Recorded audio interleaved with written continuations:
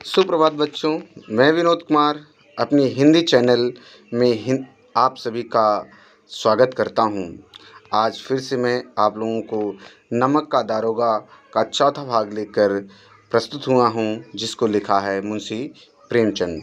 NCERT आरोह के पहले पाठ को आज मैं पढ़ाने चल रहा हूं। उसमें से 2-3 वीडियो मैंने बना लिया है, और उससे संबंधित यदि आपको कोई समस्या होती है या समझने में किसी प्रकार की दिक्कत आती है तो पिछली वीडियो आप जाकर देखिए, अपने आप आसानी से समझ में आ जाएगा। इसके पिछले वीडियो में मैंने चर्चा की थी कि किस प्रकार धन पर धर्म की विजय होती है। धन और धर्म अपने अपने एक दूसरे से संग्राम करते हैं, अपने वैचारिक संग्राम करते हैं, लेकिन उसमें दिखाया गया है मुंशी प्रेमचंद द्वारा नमक का दारोगा में किस प्रकार धर्म धन पर विजय प्राप्त कर लेता है।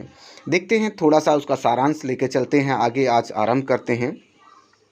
जैसे इसमें कुछ बातें लिखी गई, उसको समाप्त कर लेते हैं। उसके बाद जैसे कहा, अलोपीदीन कहते हैं कि 30,000 पर मान जाइए, किसी तो वंशीधर कहते हैं किसी तरह भी संभव नहीं है। क्या 40,000 पर भी नहीं मानेंगे? अलोपीदीन कहते हैं।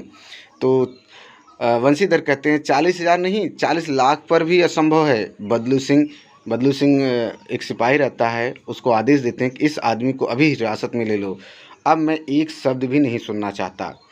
अब देखिए, यहाँ धर्म को पैरों तले कुचल डाला। अलोपीदीन ने एक हिष्ट पुष्ट मनुष्य को हथकड़ियों लिए हुए अपनी तरफ आते देखा।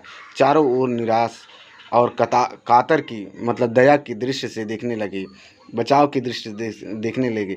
इसके बाद एकाएक मूर्छित होकर गिर गया। तो एकाएक मूर्छित होकर गिर पड़ने का तात्पर्य यह है कि जब व्यक्ति किसी भी सम्मानित व्यक्ति को कोई अपमानित करता है या उसको उसके किए गए कार्य पर दंडित करता है, तो वह अपनी इस अपमान को सह नहीं पाता और अंततः मूर्छित हो जाता है, मूर्छावस्था में आ जाता है। आज वही दशा अलोपीदीन की हो गई थी। तो पिछला भाग थोड़ा सा सारांश के रूप में ले लेते हैं। जैसे कि दिखाया गया है कि किस प्रकार अलोपीदीन अपने बचने के लिए गिड़गिड़ाते हैं, दया की गुहार करते हैं, फिर भी वंशीधर पर कोई असर ना पड़ा।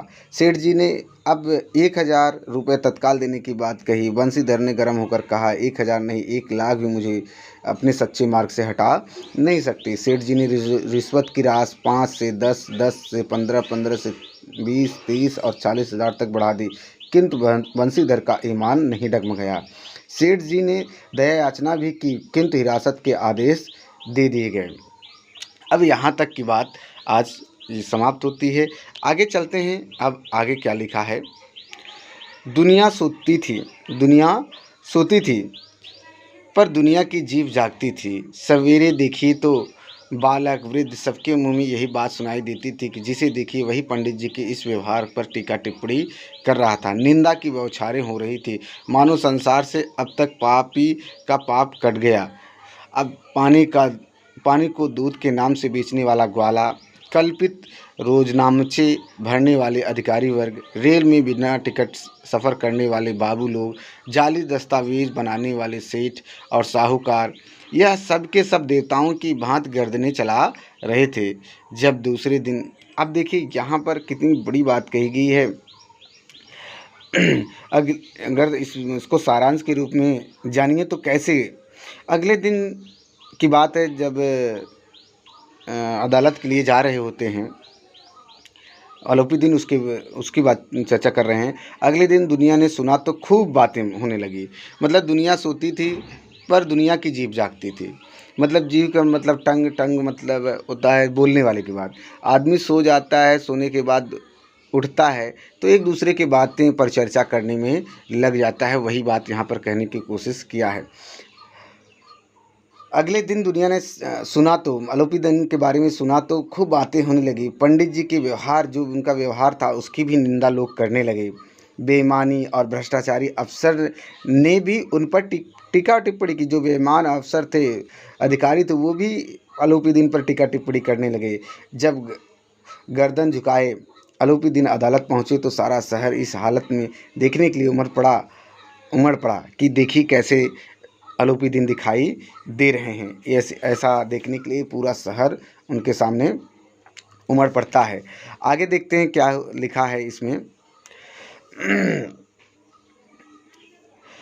देखिए, पहली पंक्ति मैंने बताया था कि दुनिया की जीभ जागती थी, उसका आशय क्या है? इस बात का आशय है कि दुनिया के लोग ज़बान चला रहे थे, मतलब कोई पंडित आलोपी दिन के बारे में टीका टिप्पणी कर रहे थे। वे पंडित आलोपी दिन जैसी सम्मानित सेठ की गिरफ्तारी को लेकर तरह तरह की बातें बना रहे थे और उनकी निंदा कर रहे थे। आगे देखते हैं क्या लिखा गया है। जब दूसरे दिन पंडित आलोपी दिन अभियुक्त होकर कांस्टेबलों के साथ हाथों में हथकड़ियाँ, हृदय में ग्लानि, मतलब जैसे कहते हैं ना, ग्लानि होना, शर्म और क्षोभ भरे, दुख भरे, लज्जा से गर्दन झुकाए अदालत की तरफ चले तो सारे शहर में हलचल मच गई। मेलों में कदाचित आंखें इतनी व्यग्र ना होती हो कि भीड़ के मारे छत और दीवारों में कोई भेद न रहा। कहने का मतलब, लोगों की भीड़ लग गई पंडित आलोपी दिन को अदालत जाते हुए देखने के लिए, चूँकि लोग देखना चाहते थे कैसे पंडित आलोपी दिन इस समय दिखाए। चूँकि उनका मान सम्मान था, सिर कभी झुका कर नहीं चलते थे, बड़े रोब से चला करते थे। आज पूरा शहर उनको देखने के लिए उमड़ पड़ा है। किंतु अदालत में पहुंचने की देरी थी। पंडित आलोपी दिन इस अगाध वन के सिंह थे, मतलब इस पूरे समाज के वो शेर थे। अधिकारी वर्ग उनके भक्त, और अधिकारी जितने थे सब उनके भक्त थे। अमले उनके सेवक, वकील मुख्तार उनके आज्ञा पालक, और अर्दली, चपरासी और चौकीदार तो बिना माल के गुलाम थे। सब लोग गुलाम थे। उन्हें देखते ही क्या होता है, देखते ही लोग चारों तरफ से दौड़ पड़े। सभी लोग विस्मित हो रहे थे, इसलिए नहीं कि आलोपी दिन ने क्यों यह कर्म किया, बल्कि इसलिए कि वह कानून के पंजे में कैसे आए। लोग आश्चर्य पड़ गए कि अरे, आलोपी दिन इतने धनवान व्यक्ति हैं, इतने मान सम्मानित व्यक्ति हैं, आखिर इस चंगुल में कैसे फंस गए। ये सारा महकमा जानना चाहता, सारे लोग जानने चाहते थे।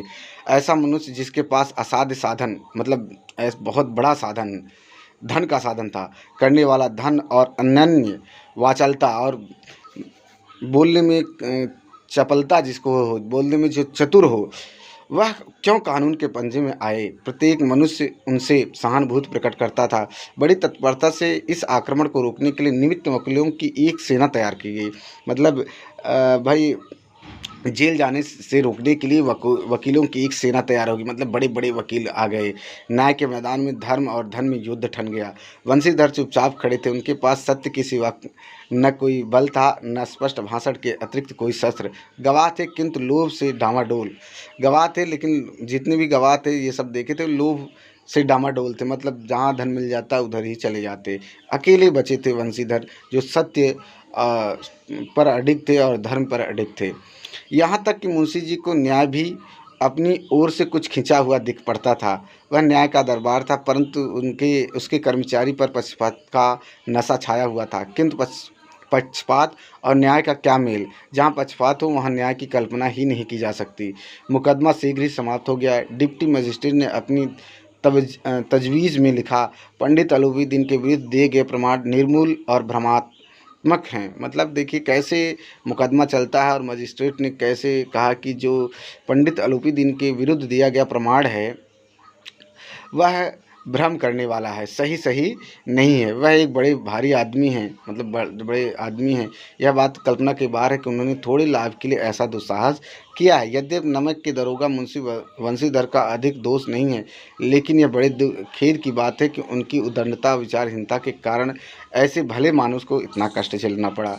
हम प्रसन्न हैं कि वह अपने काम से सजग और सचेत रहता है, किंतु नमक से इस मुकदमे की बढ़ी हुई नमक हलाली ने उसके विवेक और बुद्धि को भ्रष्ट कर दिया है। भविष्य में होशियार रहना चाहिए। देखिए, ये कहकर मजिस्ट्रेट ने अपना फैसला सुना दिया। वकीलों ने यह फैसला सुना और उछल पड़े। पंडित आलोपी दिन मुस्कुराते हुए बाहर निकले। स्वजन बांधवों ने रुपए की लूट की, मतलब जो उनके भाई बंधु थे, सब पैसा उड़ाने लगे इस खुशी में कि पंडित आलोपी दिन छूट गए हैं।